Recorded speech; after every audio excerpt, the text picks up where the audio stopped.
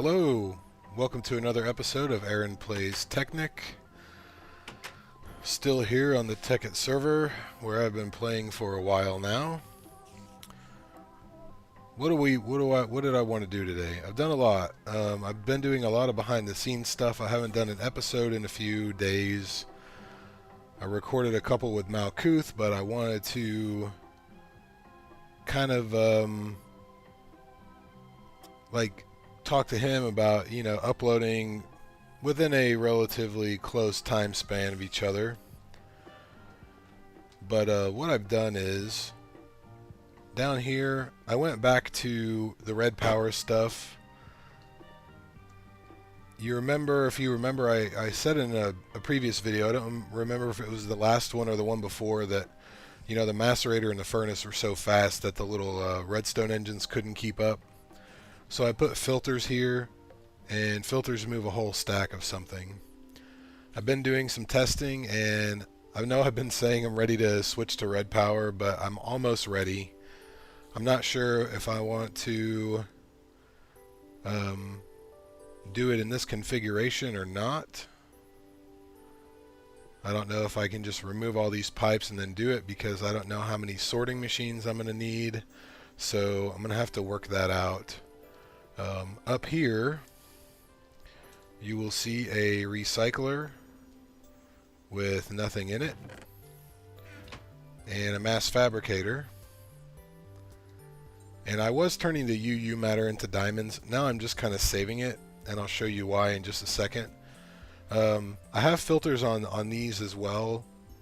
In reality, I could probably just use a transposer on both of them, or at least a transposer here, since the scrap that gets generated, it's not, like a stack at a time. So this probably blinks a little too often, but basically all of the cobblestone and dirt and gravel from the quarry is going here. What I did was I set up a diamond pipe and an advanced insertion pipe, because at one point this chest was getting full. And then I put an iron pipe right here, so basically everything comes through this way. And if the chest is full, the overflow goes over to the energy condenser. Speaking of energy condensers, I made a couple more. And right now this is generating dark matter. I did use it to generate diamonds because I needed a bunch of stuff to make what I'm going to show you in just a second. But basically this is the old macerate the blaze rods into blaze rod powder or dust or whatever it is, and then you kick it back around to the energy condenser and it makes more blaze rods.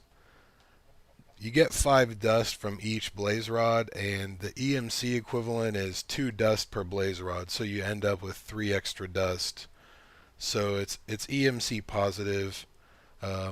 I just have filters over here, and I set it on 2 and 1 just because, and it's really hard to get the ratio just right and the timing, so I just said forget it. I'm not really going to worry about it. Every once in a while I'll come down here, and if this energy condenser gets really full, I'll either kick this up to 3 blaze rods every time it flashes, or I'll just manually grab a stack, or if I can.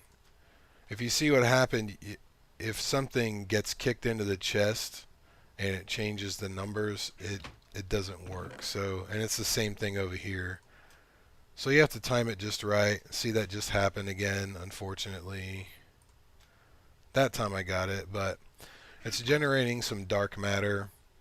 And I am re-recording this episode. I did it earlier, and I decided to redo it because Malkuth is working on some stuff, and I don't want to show it before he gets a chance to show it. So, so I got the dark matter going. I use this to make a bunch of diamonds, and I use those diamonds specifically for all of this stuff up here.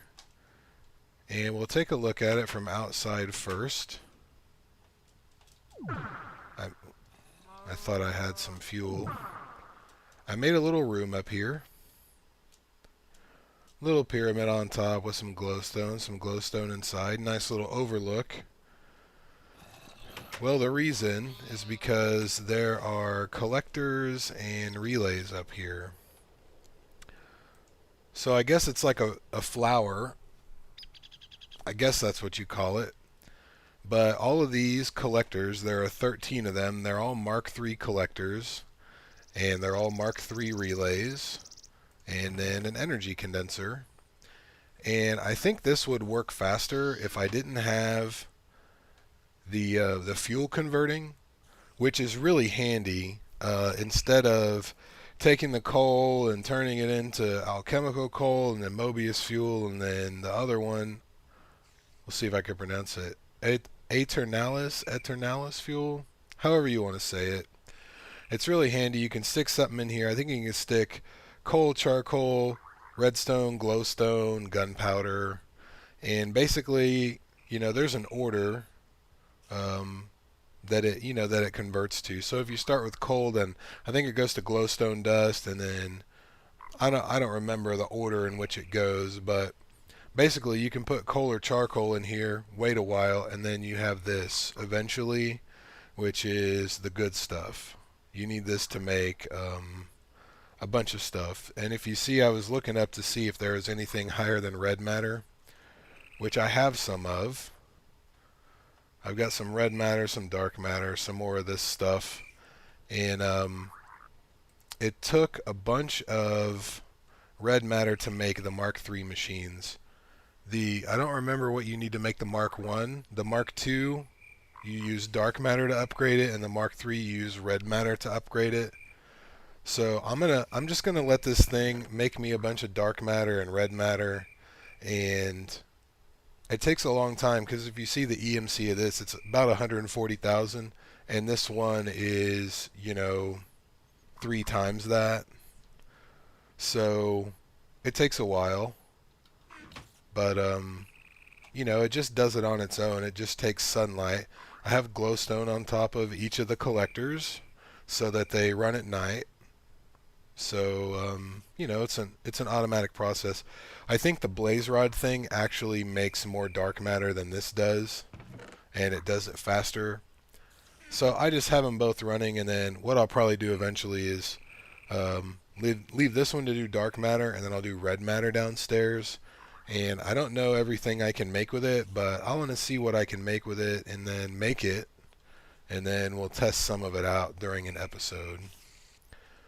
The other thing I did, Malkuth has an area that he wants to fill up with water. So what I did was I actually did a little pump demo, and I'll just do it again. Let me see. I've got the things. I need the pump itself. Fluid pipes, and since it's night, let me set the time because I don't want to be doing this in darkness. So this will just be a quick little demo, and I actually already have something over here in the desert. Those guys, yeah, they're chasing me.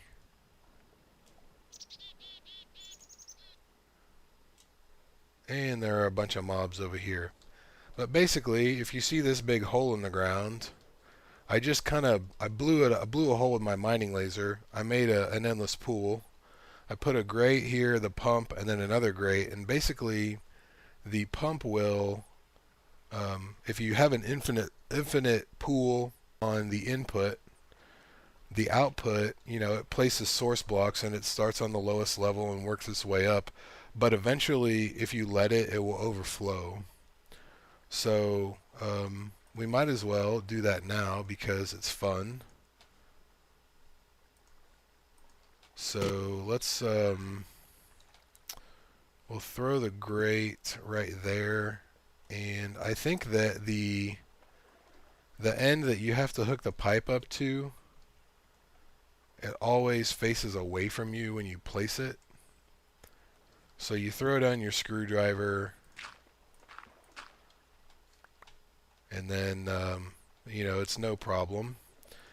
The way the pump works, the fat side is the input and the skinny side is the output. So we spin that thing around and put another pipe on the end, and then we'll put, well, I guess that'll work. As long as it's connected, that's all that really matters. So let me put a block right there so this doesn't wipe out my wires or anything. You do have to use a switch for this thing, or a lever, I guess. And you have to hook it up to a power source. And it usually takes a minute for the power to kick into it. I'm going to go ahead and just cover all this for now. Usually how this goes is I throw my lever down, and there's a little blue light on the bottom that you'll see when the thing is powered and ready to go. You make sure that... I'm not sure which direction this goes by default, so I guess we'll see what happens. But usually I throw my lever down, and then about the time I pick it up was when the little blue light comes on. But I think it's just because I get impatient and it takes a second for it to have enough power built up. So I am going to pause the video for a minute until this thing is ready to go, and then I will be right back. Figures 3 seconds after I stop it, the little blue light comes on. So you throw down your switch, you turn it on, you see the little red light go, and then you see water flowing through the thing. So it's actually going to place the source blocks on top of any other source blocks, and then it'll just keep going from there. So I'm going to build a little wall right here because this thing will overflow eventually. And it's essentially like a Buildcraft pump. If you hook it up to an infinite source, you know, you can fill up a water tank out of just, you know, 2 source blocks initially. The difference that I think the difference between this one and the Buildcraft pump is the Buildcraft pump, I don't think you can pump water out into the world. I think you have to have a receptacle like a tank or an engine or something like that. But I haven't tried it without that, but every pipe I've hooked up, I start the pump and it goes, but nothing flows out of the pipe until it's hooked up to something. But there could be something that I don't know about that you can put on the end of the pipe that'll just pump the water out. But this thing works pretty well for, you know, it's only 2 little solar panels and, you know, a 3x3 pool. You can use a 2x2, it's all the same. I think that if you have more solar panels, if the thing gets more power, potentially you could need a bigger infinite source. Just like with the Buildcraft pump, you know, if it takes 2 source blocks next to each other, sometimes they don't have time to fill in. But as you can see, this thing is filling up. And Malkuth had a huge area. He still does. I let the pump run for an hour and a half, and it barely did anything. So I think what's going to be better for his purpose is, you know, use the filler, make a floor, and either use the pump then or put the source blocks, you know, ourselves, and then knock the floor out with the filler. I think that's going to be the easiest way to do his. But this is going to fill this up, and then it's going to overflow. And I don't know if it'll... I mean, I guess I could flood the world. I don't see why not. But I guess since there's water here, you know, it's not going to flow out of bounds until it, you know, until it gets one higher and then comes over the edge. But yeah, this is pretty cool. So if you want to make like a little man-made river or pond or something like that, rather than place all the source blocks, you can make one of these pumps. And see, that's why I put that wall there, because I know that water will wipe out a lever. And I wasn't sure about the solar panels. Also, if you have a nuclear reactor, and in the chamber around the reactor, you know, you put water there to help cool it. Well, if you want to put a source block everywhere, Um, it might be easier if you just make a little endless pool and then pump the water in it rather than putting dirt and placing a source block, and vice versa. So I'm going to turn this thing around. Unfortunately, it filled up a little more quickly, a little more quickly than I wanted it to.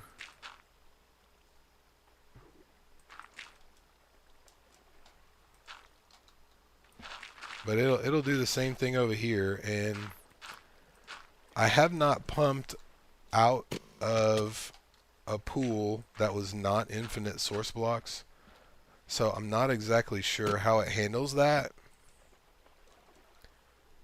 So I'm going to start pumping this, and the Buildcraft pump, it takes source blocks and it goes, I think it goes from the top down. Well, I'm not really sure. It looks like this one is doing the same thing. So um, it's already filled in all this. So I'll tell you what, let's put this on explosion mode, and we'll just make a crater. And it looks like it got my lever again.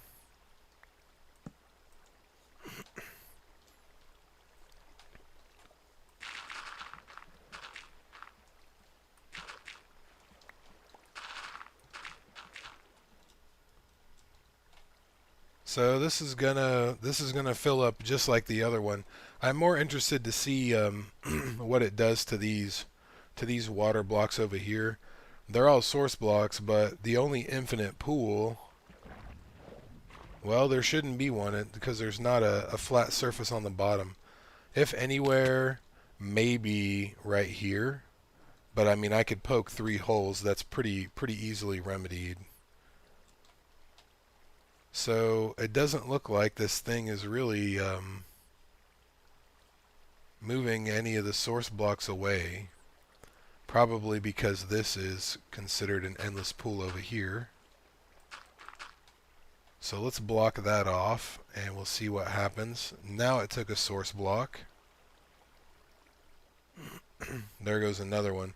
So basically, as long as you don't have any 2x2 areas where it can make like an infinite pool, or I guess even 3x3 since you can, or 3x1 since you can do it with a 3x1, it'll actually drain an area.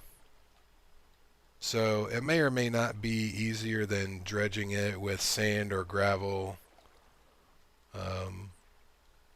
It may take a little more time, but you can just set the thing up and then, take off. Unless it pulls from the same source block right there that keeps getting refilled by all the other water. Anyway, so it's more useful for pumping water into something than pumping water out of something.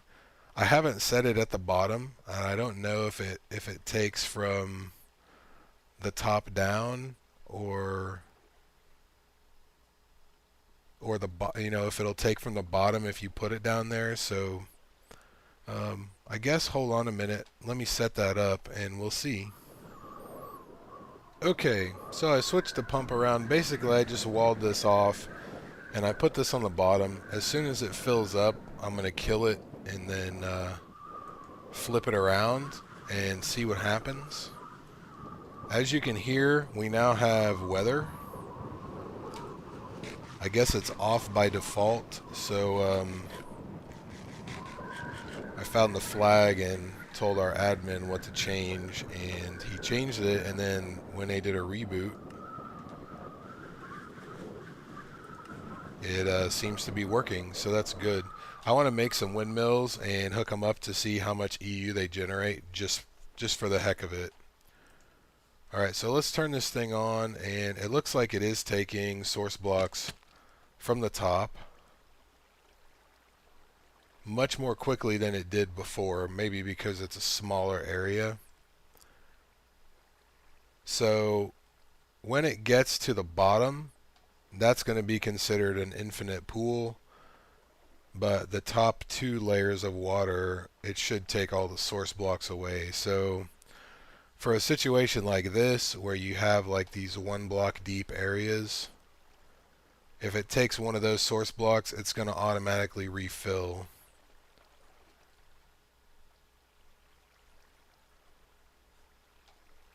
So that can kind of be a pain. So my opinion, this is better for filling something up than it is for draining something. Just my opinion. So now that this is all 1 block deep, it's an infinite pool again. So basically, you'd probably have to like make a checkerboard with, you know, sand or dirt or something. And as you can see, this is still filling up over here, and it'll keep filling up until it overflows. So that is what I had discovered about the Red Power pump. I really like that you can pump water out into the world. I'm going to try it with Buildcraft, but I don't think you can. So if you can't do it with that, this would be the alternate way to do that if you needed to do something like that for a project. So that's really going to do it. That's all I really had for this episode. This is really the third time I've recorded it because I figured why make two different videos when I can make one and just pack it all in. So if you have any questions about this thing, or if you're curious about any ways to set it up or whatever, let me know, and I'll set it up and try it, and we can see what happens. At this point, I have so many resources that I can basically craft whatever I want, so I'm just doing my testing out here in the desert rather than a single player world.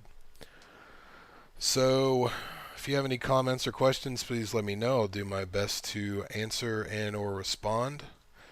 Thanks for watching. I'll see you next time. What a mess.